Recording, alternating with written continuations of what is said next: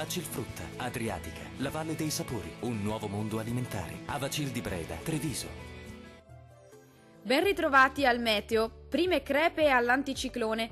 Va aumentando la copertura nuvolosa sulle nostre regioni.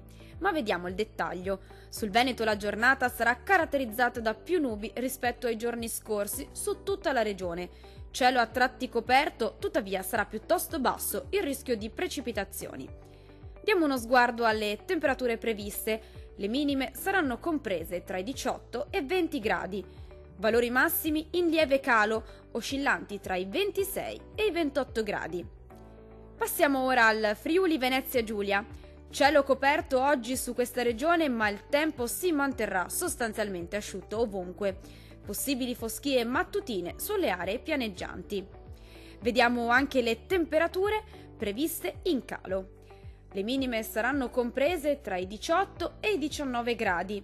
I valori massimi invece saranno oscillanti tra i 26 e i 28 gradi.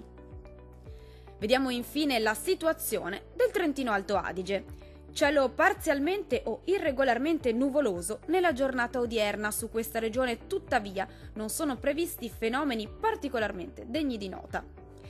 Diamo uno sguardo anche alle temperature. Le minime risulteranno intorno ai 17 gradi.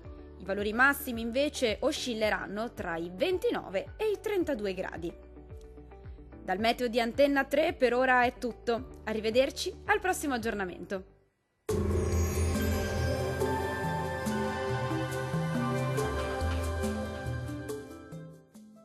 Vacil Frutta, Adriatica, la Valle dei Sapori, un nuovo mondo alimentare. Avacil di Breda, Treviso.